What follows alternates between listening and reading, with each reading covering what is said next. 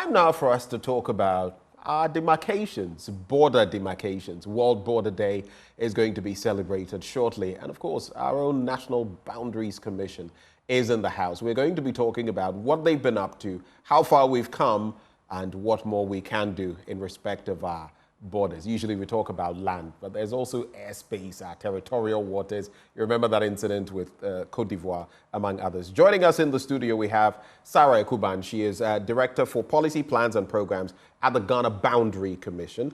And also joining her, Janet Adama Mohammed, West Africa Director, Conciliation Services. Ladies, good morning. Thanks for joining the conversation. Resources. Reconciliation. Conciliation resources. Conciliation resources. Okay. I thought I had said that, but in case I hadn't, conciliation resources. Thank you so much for joining the conversation. I'll start with you, Sarah. Where are we in terms of protecting our land borders? You know, recently I was reading something interesting about, let me just bring it because it's World Border Day is going to come up. Russia and certain, pulls and pushes, moves and all of that. Estonia, and how people feel uncomfortable. So anywhere, it poses problems. Where are we in terms of our border delineation as a country? Okay, thank you very much and good morning. So for where we are, we've actually made quite a number of progress since the Ghana Boundary Commission was established, or since we came into full operationalization in 2021. We've tried to define our boundaries, international land boundaries. We've done some work on the Ghana-Togo boundary and also the Ghana-Togo. And this year we've had meetings with Burkina Faso hoping to start. So currently, as of today, we've done over 250 kilometers of borders with Togo and 150 kilometers reaffirmation on the Ghana-Cote d'Ivoire side. Not to talk about the fact that we have over 2,000 kilometers of boundaries. So it's a work in progress. We are making progress slowly but surely. So we're trying to define our boundaries and know where Ghana's boundaries. Before Janet comes in, so before this started, somewhat, 5 years ago? 4 or 5 years ago. And now, what gains would you say we have made? Yes, you've just stipulated, but between then and now, have we added on? Can we quantify, for example, in terms of maybe, I know some pillars had been taken down at a point. What is the status? Okay, so between then and now, we've made quite a lot of progress, as I mentioned, the reaffirmation, but we're also in the process of, we started construction of new boundary pillars.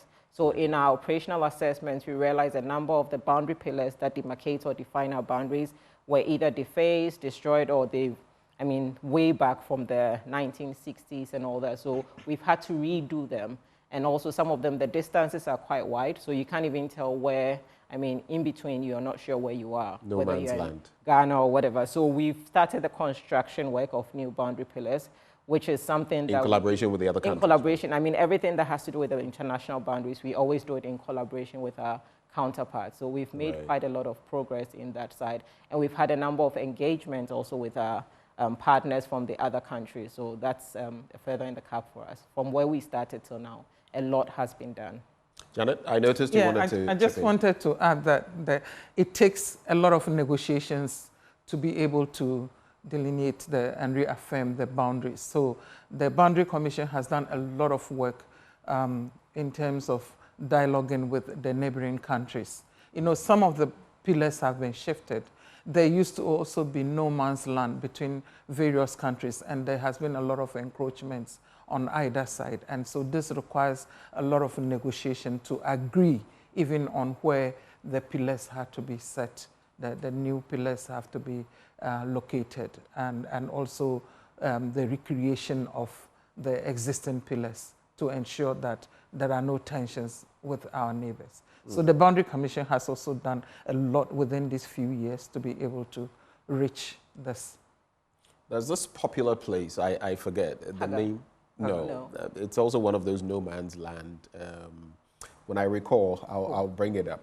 I think people do a lot of activity there. Sankasi. No, I will try to will come to recall. But Janet, your work, Conciliation Resources, how does it feed into the conversation we're having? As a civil society organization, which is a peace-building organization, we collaborate with the Boundary Commission in terms of the dialogue aspects and also preparing communities in the border areas to be able to engage in this whole process. I mean, you will find it bizarre if you wake up and then all of a sudden you see some people just erecting pillars around your house or near your farmland or something. And so there is a need for people to negotiate. There's the need for people to be aware, to be sensitized on some of these issues. So that's where we come in collaboration with the Boundary Commission to ensure that there is effective dialogue that ensures, I mean, effective reaffirmation of the boundaries. Mm. How tricky has it been, Sarah, dealing with entities that have also had military administrations come in, like Burkina Faso, for example, and some of the other countries? We know of the maritime issue we had with Cote d'Ivoire. Thankfully, that has been settled. But there are still some, first of all, lessons to learn from there and other follow-up actions that both parties must comply with. What is the status of that? And have your negotiations been affected in any way because some of these countries have military administrations, for example? Okay.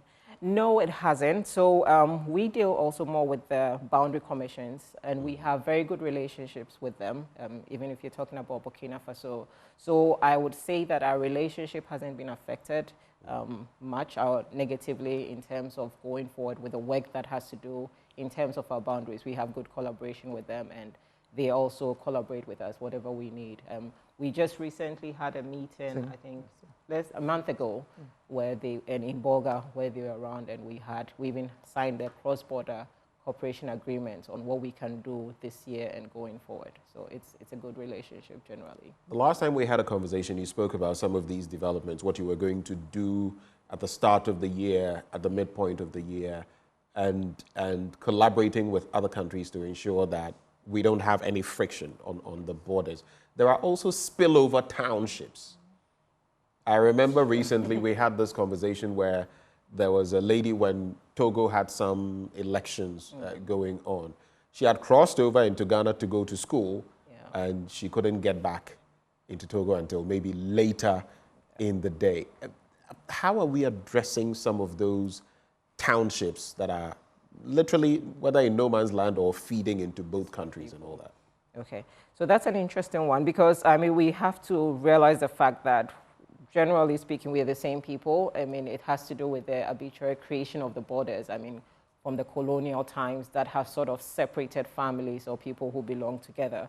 So what we're doing, we recognize the oneness of us, but what we are doing is a lot more sensitization. So we do more of community engagement or community sensitizations where we are bringing the communities from both sides of the countries together, highlighting the fact that we are one, highlighting the similarities, challenges. So there's a lot more intense sensitization in our border communities.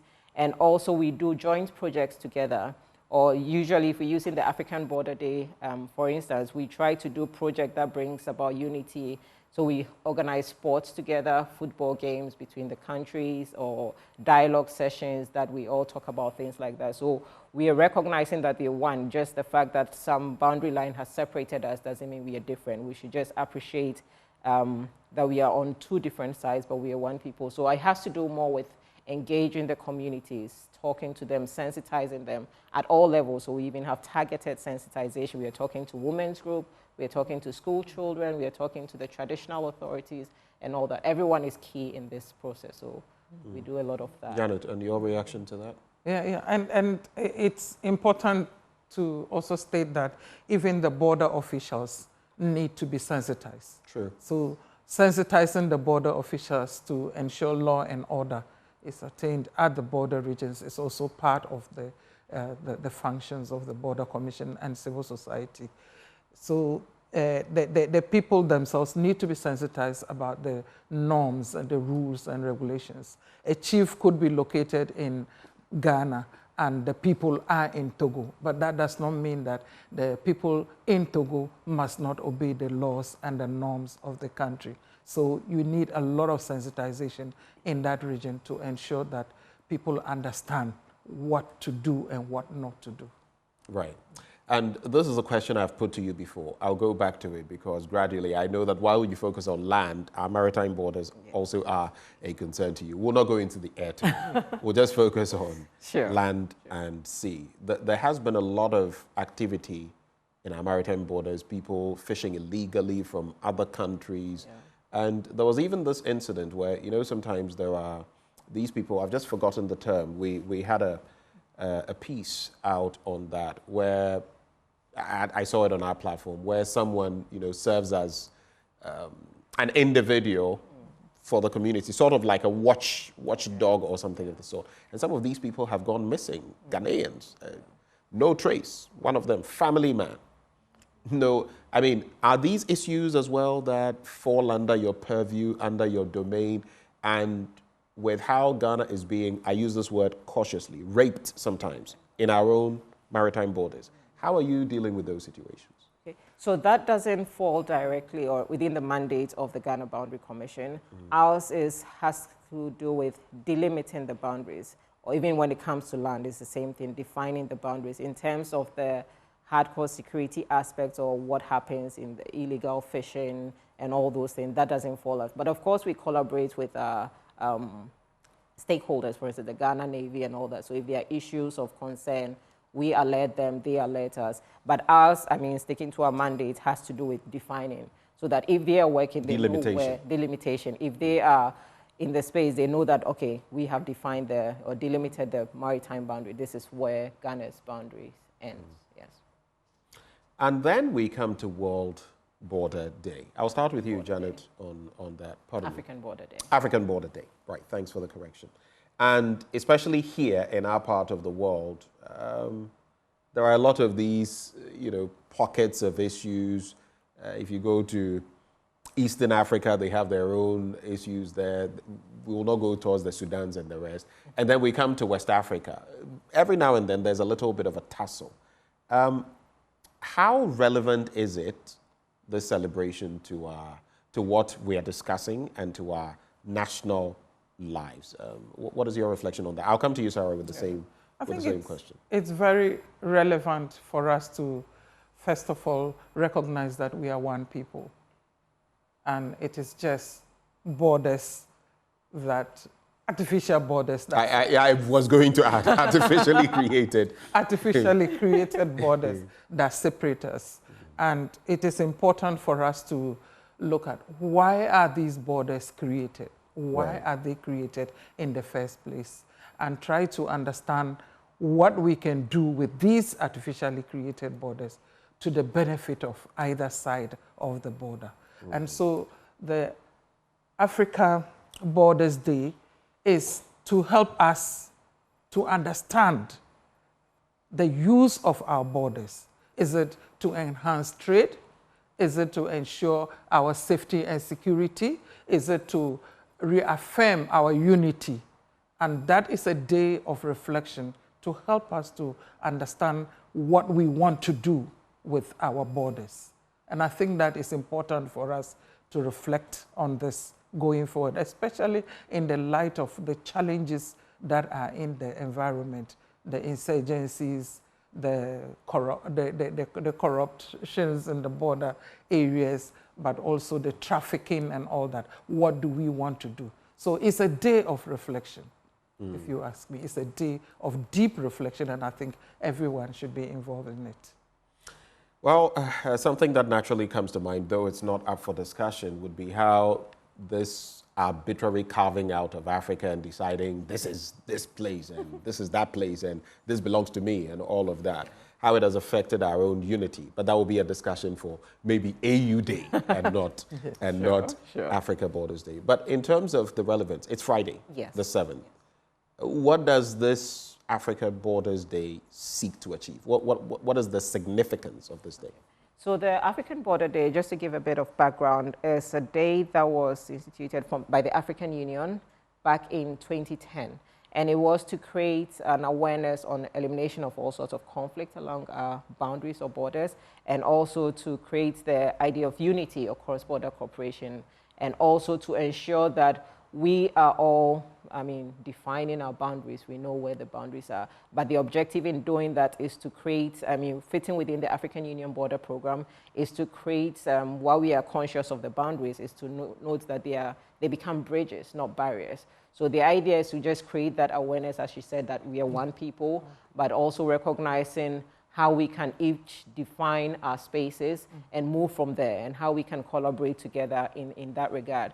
So that day is quite relevant. So it's not just, as you said, it's on the 7th of June, that's Friday. And that we use it, member states use that to create more awareness.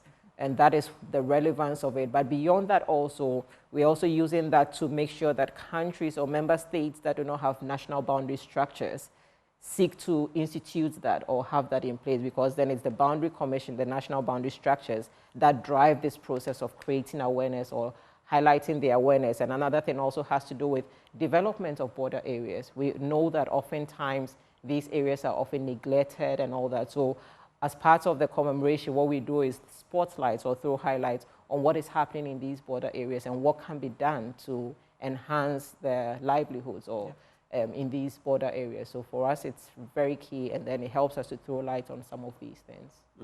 Some, 13 years ago in 2011, it was held for the first time in Addis Ababa in Ethiopia. Yes.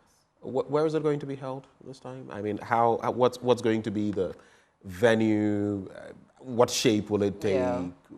Tell us about that. Okay, so at the regional level, it's going to still be held in Addis Ababa. They have, at the African Union headquarters, they commemorate the day, and then we have member states, some of it take part in the commemoration. But at the national levels, we all do our own way. What we are doing, still building on last year, we doing more of sensitization to create awareness of the day and the importance of the day.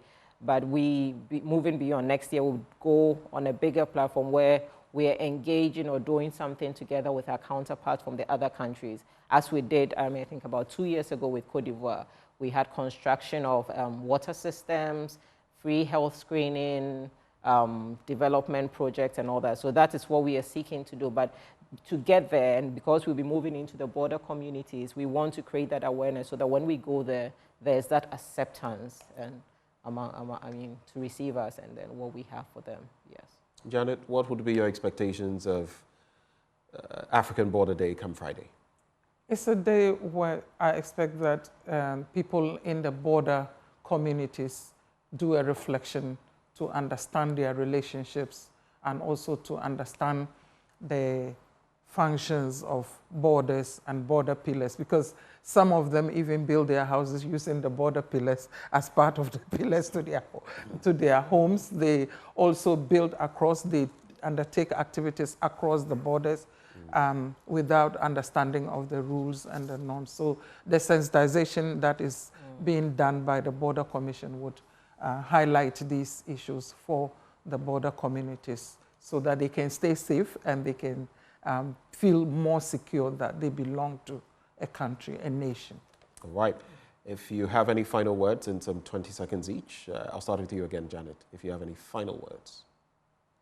I would say that all institutions that function in the border areas should support the celebration of the Border Day by sensitizing people in terms of their functions, their own institutional functions, so that it can help people who cross the borders safely, and also to provide alert because of the insurgency. They should provide alert. Right. For you, Sarah? Okay, so for the day itself, I would also want to say that we have to think beyond the day. We come here to talk about it on that day, but border issues or boundary issues is not just a one-day event. So adding to the sensitization, get the word out there, and also know that it's a collaboration or partnership. We don't just do it alone as the Ghana Boundary Commission. We are relying on the support of all stakeholders. We work with the civil society, we work with development partners, and also we all come on board to make sure that Ghana's boundaries are safe and secure. It's a collective effort, so that's what I would want to add. We can do it together. Thank you so much, ladies. I would like to say a good morning and salute my own ex-lecturer. he always puts me on the spot, Major General Emmanuel Kotia, who has been doing the watching, actually. But those who joined us in the studio, Sarah Ekuban, Director for Policy Plans and Programs at the Ghana Boundary Commission. Thank you for joining us. And then Janet Adama Mohammed, West Africa Director, Conciliation Resources. Did I get it right this time? Thank you. All right. Thank you very much. But still to come on the AM show, it still is our latest public lecture. Joy News, collaborating with an amalgam of professional bodies, is organizing a public speaking event. And the topic, looking beyond the Fourth Republic towards nation building, the case for citizens' mindset revolution. It's coming up, and we're going to be having a conversation on that up next. This Thursday, it's happening. What you should know, we'll be bringing you right after the break.